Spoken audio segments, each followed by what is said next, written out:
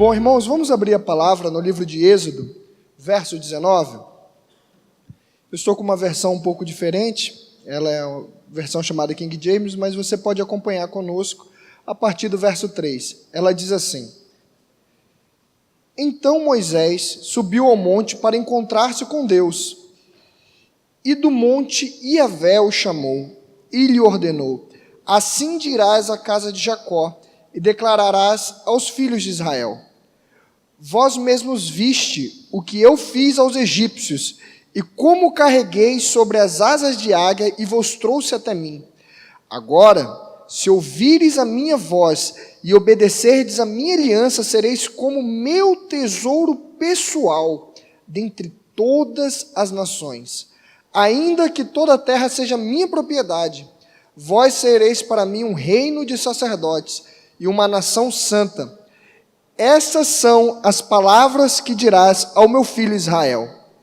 Veio Moisés, convocou os líderes, os anciãos do povo, e declarou diante deles todas as palavras que Iavé havia lhe ordenado. Espírito Santo, nós invocamos o Senhor. O Senhor é a pessoa mais importante dessa noite, dessa celebração. Senhor, usa a minha vida, meu Deus, como canal de conhecimento e transmissão de uma visão para o teu povo, meu Deus. Dá-nos, ó Pai, entendimento, graça e revelação da palavra. Pedimos isso através do nome de Jesus. Amém. O texto bíblico que nós lemos, ele é um texto muito emblemático, porque quando nós olhamos, Moisés estava diante de uma fase de transição. Se nós olhássemos Moisés à luz da ciência moderna, Moisés seria um monarca, porque ele era chefe do poder executivo, julgava o povo e escreveu a lei. Mas Moisés em si era um grande libertador. Quando nós olhamos para Abraham Lincoln, quando nós olhamos para o pastor Martin Luther King, com o movimento de libertação nos Estados Unidos, quando nós olhamos para homens que foram impactantes na nossa geração, Moisés era um homem de profundo impacto na sua época. Quando nós olhamos para esse texto bíblico, Deus está dizendo para Moisés que ele gostaria de falar com Moisés, mas ele gostaria de falar com toda a nação de Israel. E Deus tinha uma visão, diga para o seu irmão, uma visão. Deus tinha uma visão para a nação de Israel, que ele gostaria de constituir um reino de reis e sacerdotes. Diga ao seu irmão, reis e sacerdotes. Quando Deus chamou Abraão, então Abrão, a palavra de Deus diz que ele disse: Abrão, sai da tua terra, da tua parentela, da casa de teu pai, e vai para a terra que eu te mostrarei. E Abraão veio a ser o patriarca da fé, saiu para constituir uma nação. Deus não chamou Abraão para constituir uma religião, para constituir uma fé, mas chamou Abraão para constituir uma nação. A chamada de Deus para o homem sempre foi uma chamada e uma visão de governo. A palavra de Deus diz no livro de Gênesis, capítulo 2, exatamente assim: que governe o homem sobre as aves do céu, sobre o gado na terra, sobre toda a terra. Deus deu o domínio da terra ao homem. E quando nós olhamos para as Escrituras, nós vemos inúmeros textos em que os heróis da fé foram constituídos por homens de governo. E aí eu gostaria de convidar vocês a passear um pouco na Bíblia comigo, prometo ser bastante sucinto. Vamos a Hebreus capítulo 11, para termos uma base bíblica do que vamos falar, pois nós vamos hoje falar de uma visão. Há cerca de um ano atrás eu estive aqui e eu li esse texto, porque esse texto para mim ele é um texto que tem marcado a minha vida. Uma vez o apóstolo Marção me perguntou: Rafael, por que você gosta de política? E eu respondi ao apóstolo Marção: apóstolo, quando eu li Hebreus capítulo 11 pela primeira vez, eu entendi algo diferente. Em Hebreus 11, verso 8 diz assim: Pela fé, Abraão, quando convocado, obedeceu e dirigiu-se a um lugar que no futuro receberia como herança, embora não soubesse para onde estava sendo dirigido. Verso 9. Mediante a fé peregrinou na terra prometida, como se fosse terra estrangeira, habitando em tendas.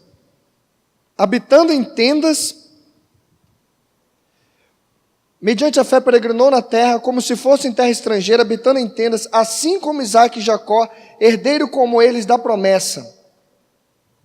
Porquanto guardava alcançar a cidade que tem alicerces magníficos, na qual Deus é o arquiteto e edificador. Por meio da fé, da mesma forma, a própria Sara recebeu poder para gerar filhos, ainda que estéril e avançada em idade, porque considerou fidedigno aquele que lhe havia feito a promessa. Sendo assim, daquele homem, já sem virilidade, nasceu uma descendência tão numerosa como as estrelas do céu e incontável como os grãos da areia à beira-mar. Todos esses vieram pela fé e morreram sem ter recebido o que havia sido prometido. Contudo, viram-no de longe e à distância o saudaram, reconhecendo que eram estrangeiros e peregrinos sobre a terra. Os que se expressavam dessa maneira demonstraram que estão em busca de uma pátria, pois se estivessem cogitando sobre aquela de onde saíram, teriam a possibilidade de voltar. Em vez disso, guardavam eles pela pátria excelente, ou seja, a pátria celestial. Por esse motivo, Deus não se constrange em ser conhecido como Deus deles, mas lhes preparou uma cidade. Pela fé, Abraão, no tempo em que Deus o expôs à prova, ofereceu-lhe Isaque como sacrifício àquele que havia recebido as promessas. Estava mesmo a ponto de sacrificar o seu unigênito. Ainda que Deus lhe tivesse prometido, por intermédio de Isaque, a sua descendência será estabelecida. Verso 19. Porquanto acreditou que Deus era suficientemente poderoso para ressuscitá-lo dentre os mortos, e simbolicamente recebeu Isaque de volta dentre os mortos. Pela fé, Isaque abençoou Jacó e Esaú em relação ao futuro. Pela fé, Jacó, prestes a morrer, abençoou cada um dos filhos de José, e apoiado sobre a extremidade do seu cajado, adorou a Deus. Pela fé, José também, ao final da vida, relembrou o êxodo dos filhos de Israel do Egito e deu instruções quanto ao enterro dos seus próprios ossos. Mediante a fé, Moisés, ainda recém-nascido, foi escondido durante 3 meses por seus pais, porque perceberam sua formosura não era comum, e não temeram o decreto do rei.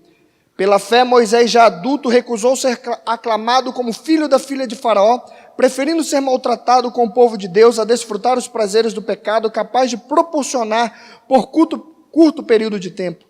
Por amor ao Messias, julgou sua desonra uma riqueza mais excelente que os tesouros do Egito, porquanto contemplava sua gloriosa recompensa. Por meio da fé, abandonou o Egito, não temendo a ira do rei, e perseverou, pois fitava aquele que é invisível. Por intermédio da fé celebrou a Páscoa e fez a aspersão do sangue, para que o anjo destruidor não tocasse os primogênitos israelitas. Pela fé o povo atravessou o Mar Vermelho como em terra seca, mas quando os egípcios procuravam também atravessar, morreram afogados. Foi pela fé que os muros de Jericó desmoronaram depois de serem rodeados durante 7 dias. Também foi mediante a fé que a prostituta Raabe, por haver escondido os espiões, não foi morta juntamente com os incrédulos.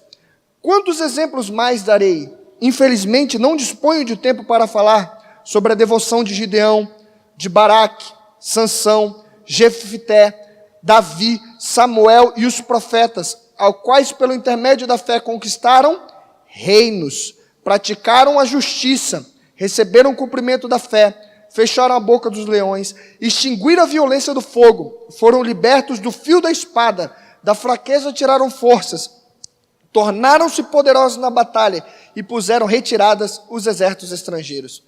Quando nós olhamos esse texto, é um texto bem longo e eu fiz questão de ler com um objetivo, Deus chama Abraão por uma visão da constituição de uma nação, mas Abraão habitou em Canaã como peregrino na terra, e o Senhor chamou Abraão para nascer dele uma nação. Então, quando nós olhamos, o propósito de Deus para Israel era constituir uma nação, um povo. Mas isso nós vamos ver a promessa se cumprindo quando Israel sai, basicamente declarando a independência do Egito, saindo do Egito através da mão poderosa de Deus, através de milagres, prodígios e maravilhas. Então, quando Israel está no deserto, o Senhor chama Moisés e chama a nação de Israel, porque o Senhor queria falar com eles como reis e como sacerdotes. O Senhor queria dar a eles uma lei. Quando Deus quis trazer uma cultura e quis trazer um padrão para a nação de Israel, Deus deu uma lei. Deus deu o decálogo e todo o compêndio que nós temos. Mas esse texto que nós lemos de Hebreus capítulo 11, ele é basicamente um resumo de todos os heróis da fé do Velho Testamento. De Abraão a Daniel, ele começa a citar, e todos esses homens citados nesse texto, eles ocupavam uma função político-administrativa na sua geração. Antes da democracia e do período republicano como nós vivemos hoje, no Brasil, por exemplo, nós tivemos o período imperial, o período monárquico, mas antes das monarquias, na pré-história, houve um período na humanidade chamado o período patriarcal, em que os chefes de clãs eram o seu líder político-administrativo, e nós vemos isso na Bíblia. Abraão, Isaac e Jacó eram patriarcas. Você verá Abraão negociando uso de propriedade e terra com reis. Você verá Abraão negociando, Isaac também negociando, Jacó negociando o pagamento de tributos sobre colheitas. Eles eram chefes de clãs. Quando nós olhamos para José, aquele a quem havia sido escolhido por Deus, chamado de Zafenate-Paneia, para ser o provedor da sua casa, se torna governador do Egito, a maior potência econômica e administrativa da sua geração. Quando nós olhamos Moisés, criado como filho da filha de Faraó, veio a ser o libertador da nação de Israel, um rei na essência daquilo que nós, na ciência moderna, chamamos, pois tinha o poder absolutista, pois legislava, julgava e era chefe do poder executivo. Quando olhamos todos os heróis da fé citados no texto, e aí o texto cita o período dos juízes, quando nós pensamos em Josué, pensamos em Samuel, pensamos em Davi, todos eles ocupavam funções políticas. Davi era um rei, Davi adorava, mas a maior parte do tempo Davi estava governando uma nação. Quando nós olhamos Daniel governou 52 nações. Um ministro da Babilônia tão impactante que o rei Nabucodonosor ousou dizer que o Espírito dos deuses santos estava sobre ele. Esses homens ocuparam posições extremamente relevantes, políticas na sua época, e são chamados de heróis da fé porque o Senhor os colocou em lugares extremamente altos para influenciar uma geração. E até o dia de hoje nós somos influenciados por esses homens. Eu quero trazer o entendimento aos irmãos. Hoje pela manhã eu falava numa reunião para pastores, e eu dizia nessa reunião de pastores, Moisés, quando foram sair do Egito e começaram o processo de conquista, a palavra de Deus diz que Moisés subiu no cume de um monte, e quando ele levantava as suas mãos e ele abençoava Israel, Israel avançava. Mas quando Moisés abaixava a sua mão, Israel era derrotado. A ponto tal de que Arão e Ur seguraram os seus braços e colocaram uma pedra para que ele sentasse, para que Israel no campo de batalha não perdesse. Porém, e entretanto, o fato de Moisés gerar realidades espirituais da parte de Deus, mover todo mundo espiritual para que houvesse uma vitória, não eliminou a dura realidade de que Josué tinha que estar no campo de batalha, frente a frente com o inimigo, enfiando a espada no inimigo para consolidar o território. O fato de nós movermos realidades espirituais da parte de Deus, do mundo da bondade de Deus, o fato de nós sermos cheios do Espírito Santo, como homens de Deus, não nos elimina da nossa responsabilidade de, no mundo físico, nós sermos presentes e ativos para o estabelecimento do reino de Deus sobre a face da terra.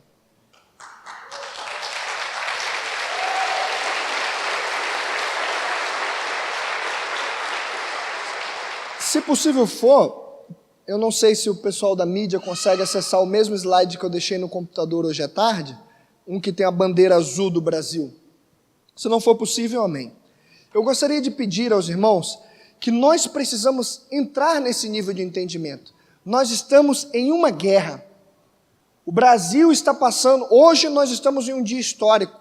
Nós passamos um julgamento hoje, mas que, de verdade, irmãos, eu não estou feliz, porque nós condenamos hoje um ex-presidente da República Brasileira. Não é uma situação que nós devemos nos regozijar, é algo que nós deveríamos nos envergonhar, porque é a nossa nação. Nós estamos passando por uma crise profunda, uma crise ética, uma crise moral, e a nação precisa de uma resposta. E eu tenho trazido um entendimento aos irmãos por onde quer que eu tenho passado, junto com o apóstolo Marcel, porque a visão celular no modelo dos 12, nós ganhamos, nós consolidamos, nós discipulamos e nós enviamos. Eu estou aqui hoje falando aos irmãos, porque quando eu tinha 6 anos de idade, meu pai não gostava de crente, mas gostava do apóstolo Marcel, e foi à restauração uma vez a convite do Paulo Pedrosa, e eu aceitei Jesus. Aí eu tive a minha vida transformada pelo poder do Evangelho. Mas se eu não fosse ganho no primeiro escada da visão, eu não estaria hoje aqui. E aí eu quero dizer aos irmãos que, para além de visão celular no modelo dos 12, nós temos uma chamada apostólica. E na chamada apostólica nós temos que ocupar os 7 montes: a economia, a política, a saúde, a educação, as artes, a cultura, a moeda. E aí eu queria trazer uma palavra para os irmãos e uma reflexão. Há pouco mais de 30 anos atrás no Brasil, nós éramos, como os irmãos podem ver nesse slide, nós éramos apenas 3% da população brasileira, todo o segmento evangélico de todas as suas linhas. 30 anos se passaram e nós fomos agraciados pelo poder do Espírito Santo, passamos um profundo avivamento e nós se tornamos, em 2010, segundo o censo do IBGE, 32% de toda a nação brasileira. E a palavra de Deus diz, e eu tenho compartilhado com os pastores e dito: aquele que rouba não roube mais, aquele que mata não mate mais, aquele que mentia não minta mais. O ciclo natural do Evangelho é que à medida que as pessoas vão se convertendo, a sociedade vai sendo transformada pela ação do poder do Espírito Santo na nossa vida. Nós não somos melhores do que os ímpios porque nós temos uma moral superior. Tenho dito e afirmado isso, que nós temos, a nossa diferença é a pessoa do Espírito Santo em nós. Mas eu quero fazer uma pergunta sincera para os irmãos. Nos últimos 30 anos, o Brasil se tornou mais ou menos violento? O Brasil se tornou mais ou menos imoral? Irmãos, como se nós saímos de 3% e nos tornamos 32% de toda a nação brasileira, o natural não seria que o país se tornasse menos violento, menos imoral, já que nós somos cheios da palavra, cheios do Espírito Santo, e a palavra de Deus diz que não se pode esconder uma lâmpada debaixo de uma cama, antes se põe ela no veladouro para que ela alumie toda a casa, palavras do nosso Senhor Jesus Cristo. Então, eu não quero mexer com a emoção dos irmãos, eu quero trazer uma reflexão. O que é que está acontecendo com a igreja brasileira, que o Evangelho tem entrado em todos os segmentos da sociedade e o nosso país tem se tornado cada vez pior? Segundo o próprio IBGE, 51% da sociedade brasileira é composta de católicos, 32% de evangélicos. E aí eu queria falar um pouco com os irmãos, não de dogma doutrinário religioso, mas eu quero falar com os irmãos de um entendimento de moral. E o que é moral, Rafael? Moral são valores. E existem várias morais na face da terra. Nós temos moral judaico-cristã, moral materialista histórico, moral hindu, moral islâmica. Nós somos cristãos, tanto evangélicos como católicos, independente das linhas. Nós temos uma moral só. A nossa moral é baseada no decálogo. Então, roubar na nossa moral é errado, porque a palavra de Deus diz que é errado, tanto para católicos quanto para evangélicos. Mentir é errado, porque a palavra de Deus diz: tu não darás falso testemunho. Então, quando nós olhamos para essa nação de católicos e evangélicos, nós temos 83% de uma sociedade chamada de judaico-cristã. Por outro lado, nós temos 17% da população brasileira, que segundo o IBGE se identifica como agnósticos, ateus, espíritas, nova era, de todos os segmentos, feiticeiros, e eles possuem, todos esses segmentos possuem uma moral em comum, chamada de moral materialista histórico. Mas aí, quando nós olhamos para a nação brasileira, quando essa moral judaico-cristã, que é 83% de toda a nação brasileira, vai compor poder político, ela compõe apenas 29%. E essa moral de apenas 17%, quando vai compor poder político, ela compõe 71% de todo o poder político da nação. E a resultante é uma só. Nós temos uma nação cujo Congresso Nacional produz mais leis progressistas contra a família, contra a base fundamental da nossa moral, do que qualquer outro lugar. Quando nós olhamos para a nação brasileira, nós temos programas sociais para a criança, para a mulher, para o negro, para o índio, dividindo o núcleo familiar da família e isolando o sacerdote. Se você pega, por exemplo, o movimento feminista, a base, o tronco número 1 deles é a destruição do patriarcado, não é a defesa da mulher. Quantos homens nós temos aqui? Quantos homens nós temos aqui? A base número 1 deles é a sua destruição, a destruição do seu sacerdócio, é uma briga pelo cajado que tem na sua mão. Nós não podemos deixar isso acontecer. E eu comecei perguntando para os irmãos, pode passar esse slide, por favor? Comecei perguntando para os irmãos como isso tudo aconteceu. E eu gostaria de dizer, infelizmente, para os irmãos, que a nossa nação está se tornando pior, apesar de nós termos crescido em número e influência, porque nós simplesmente decidimos não nos envolver em política. E essa é uma realidade, porque nós pregamos durante mais de 30 anos no Brasil que política era algo do diabo. E aí eu queria pedir aos irmãos que tenham compreensão. O apóstolo René lançou esse pedido essa semana, tem uma semana e meia, 2, sobre um clamor de oração pela Bolívia, que a Bolívia teve quase o seu código penal alterado recentemente, em que se você pregasse o evangelho, você seria preso de 7 a 12 anos de prisão. Nós não estamos aqui para trazer um terror psicológico sobre a igreja, mas nós estamos aqui trazendo uma realidade social que pode se tornar a realidade brasileira. Eu me lembro quando o apóstolo Marcel, em 2008, saiu candidato, e ele dizia, olha, nós precisamos ter deputados federais, porque a união homoafetiva no Brasil, ou seja, o casamento homossexual, se tornará uma realidade plena na nação brasileira. E eu ouvi alguns pastores e apóstolos dizendo, poxa, o apóstolo Marcel apela para pedir voto. Hoje, o casamento homoafetivo é uma realidade no Brasil, instituído pelo STF. 11 homens de toga decidiram que podem passar por cima do Congresso Nacional e, através de súmula, decidir o que pode e o que não pode ter na nossa nação. Eu me pergunto, irmãos, nós vamos deixar o Brasil chegar no ponto de ser o que a Venezuela é hoje, no ponto de ser o que a Bolívia é hoje, ou nós vamos começar a ser luz do mundo e sal da terra? Eu queria que os irmãos tivessem a consciência de que nós não estamos falando simplesmente de política na Bíblia, nós estamos falando de uma visão de transformação de uma nação. O pastor Martin Luther King disse uma frase que me impacta muito: o que me preocupa não é o grito dos maus, é o silêncio dos bons. A nossa omissão como igreja tem feito com que a sociedade se torne pior, porque nós estamos como a parábola de Jotão, que diz na Bíblia que a oliveira se recusou a governar, a videira se recusou a governar, eu não deixarei a minha doçura para governar. Então o espinheiro reinou sobre eles. Dessa forma está a igreja brasileira.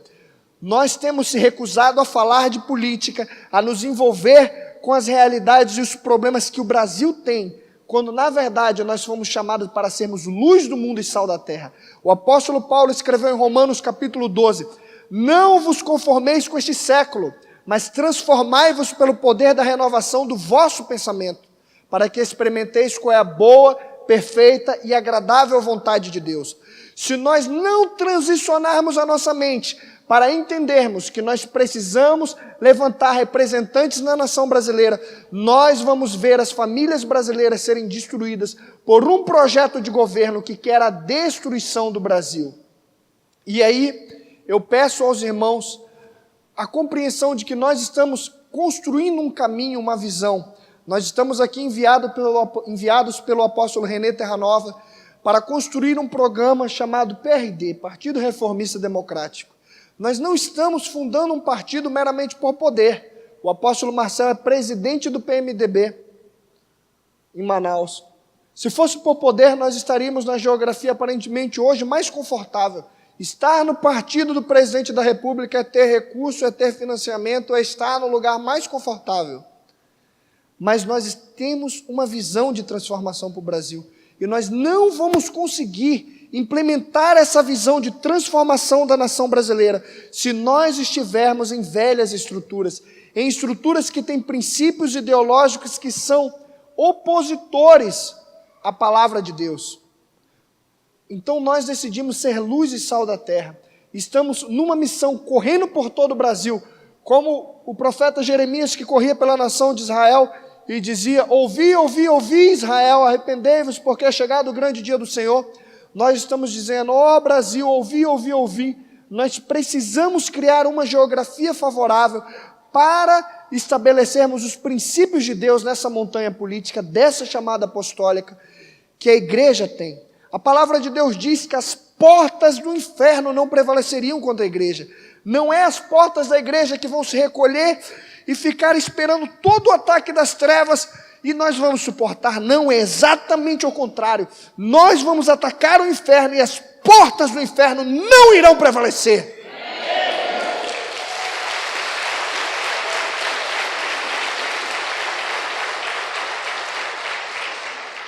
Com isso eu quero finalizar a minha palavra dizendo aos irmãos: nós somos chamados para sermos feitores da história. O livro de Atos não terminou. Nós precisamos trazer os atos apostólicos e a vida de Deus para a terra. Mas assim como com Moisés era necessário mover realidades espirituais da parte de Deus, também era necessário que Josué estivesse no campo de batalha, na frente do inimigo. Assim nós temos feito, nós temos profetizado em Porto Seguro há mais de 17 anos. Nós estamos numa janela de tempo, diga ao seu irmão, numa janela de tempo. Nós estamos numa janela de tempo profética.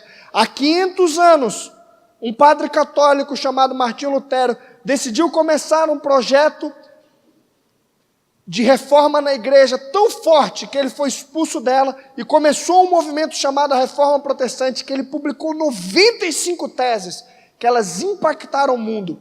Elas não só mudaram o mundo pela forma como as pessoas lidavam com a fé, mas ela mudou a educação, ela mudou a política, ela mudou a economia. Ela mudou a educação por causa da tradução da palavra, da Bíblia, para o alemão e para o inglês, e depois para o francês, que permitiu que um continente inteiro fosse alfabetizado.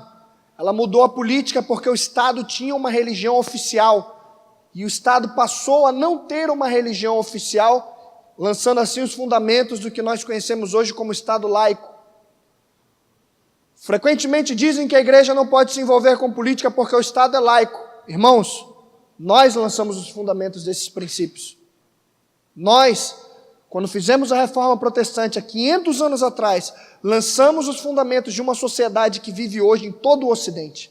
Quando nós olhamos, a Reforma Protestante ela foi tão impactante.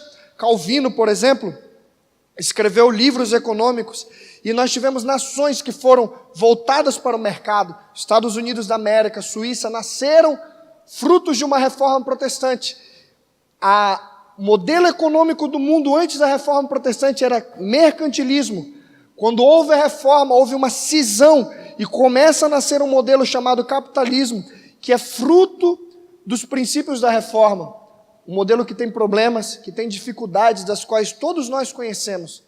Mas nesse modelo, e aí eu quero trazer a chave do que está acontecendo no Brasil hoje.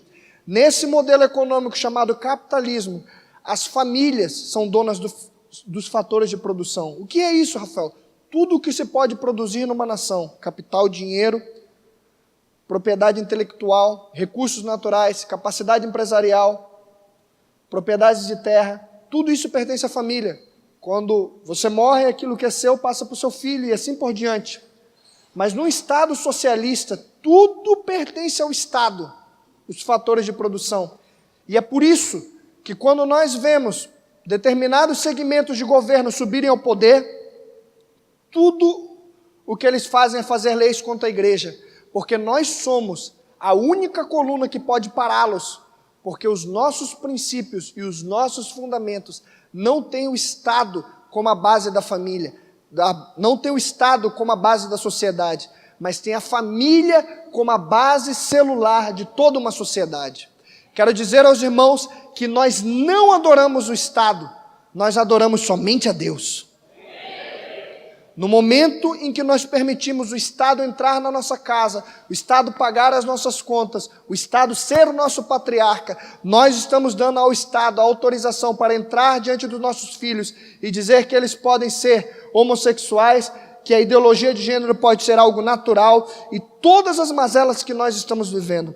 Nós não vamos entregar para a próxima geração um país da forma que nós encontramos. Por isso, nós, como Visão Celular, no modelo dos 12, decidimos lançar um projeto de transformação da nação brasileira por uma visão de redenção do Brasil, chamado Partido Reformista Democrático. Nos 500 anos da Reforma Protestante, isso não foi pensado, irmãos. Eu acredito piamente que isso foi o sopro do Espírito de Deus sobre nós. Nos 500 anos da Reforma Protestante, Deus começa a levantar uma nova geração de reformistas para trazer a vida de Deus sobre todas as áreas da sociedade. Nós vamos ser luz do mundo e sal da terra também na política e também no Congresso Nacional. Eu não acredito que os ímpios são a resposta que a nação brasileira precisa, porque a essência deles é de impiedade. Não haverá luz vindo de trevas. Jesus disse: se a luz dos teus olhos forem mal, se a luz dos teus olhos forem trevas, todo o teu corpo estará em trevas, e quão grandes trevas serão. Mas se a luz dos teus olhos forem bom, todo o teu corpo terá luz. Eu peço aos irmãos que orem por nós nessa missão. Nós estamos numa missão muito profunda, mas nós também precisamos de ação. A oração requer ação.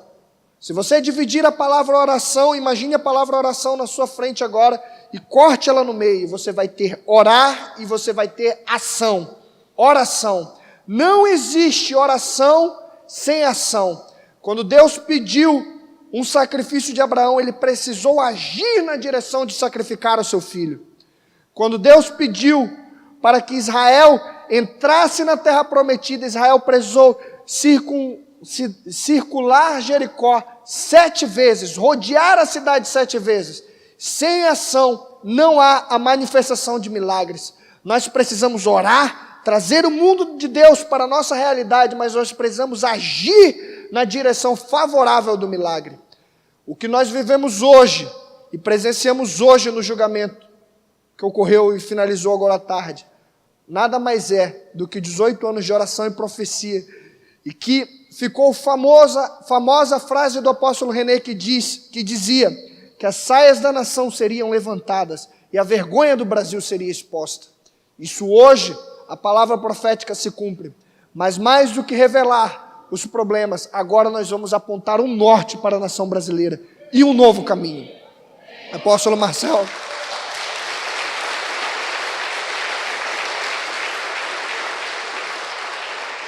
Eu quero finalizar com uma coisa. Eu ia deixar para o apóstolo Marcel pedir, mas eu acho que ele quer se concentrar só na palavra. Nós viemos aqui com uma missão de pedir fichas. Nós temos uma meta no estado de Rondônia de 5.900 fichas. O estado de Rondônia é um dos 9 estados prioritários. A legislação diz o seguinte, que nós temos que ter 0,5% dos eleitores em 9 estados. Um desses estados é o estado de Rondônia. Se nós não fecharmos o estado de Rondônia, nós não vamos conseguir ter o Partido Reformista Democrático. Ao que parece, aos irmãos, foi cabida uma parte essencial daquilo que nós precisamos fazer. E nós precisamos de toda a ajuda possível dos irmãos. Nós trouxemos fichas, as fichas estão lá atrás. Eu gostaria de pedir aos irmãos que se envolvam nesse projeto. Não façam isso porque nós estamos simplesmente fundando um partido. Façam isso porque nós estamos tendo uma visão de reforma para a nação brasileira. E porque nós vamos levar luz e o reino de Deus para dentro do ambiente político. Eu sei que falar isso hoje, diante de todas as más notícias que vocês têm na TV e na mídia todo dia, parece impossível. Eu desci do elevador hoje, quando fui buscar as fichas, e a pessoa do hotel que estava comigo, estava me ajudando, me perguntou do julgamento, disse, você viu o julgamento? Eu estava assistindo, eu falei, poxa, eu também estou acompanhando. Ele disse, o Brasil não tem jeito. Eu disse, o Brasil tem jeito.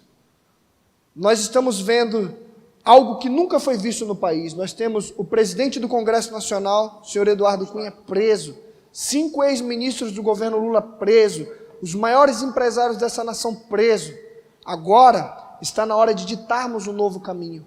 Por isso eu digo aos irmãos, tenham fé, porque o Senhor tem sido conosco. O que tem acontecido no Brasil só acontece em nações extremamente desenvolvidas. Políticos e grandes empresários irem presos. A mão do Senhor tem sido com o Brasil. Agora eu venho conclamar vocês a nos ajudarem a preencher essas fichas. Vamos construir uma geografia favorável. Quando você fala, Rafael, mas tem tanto problema em política, eu não quero me envolver com isso. Olhem para mim, irmãos. O apóstolo Marcel tem uma frase que eu acho ela fantástica. Quando você tem problemas com a educação, você não fecha as escolas, nem manda os professores embora. Quando você quer falar de segurança pública, você fala de delegacia.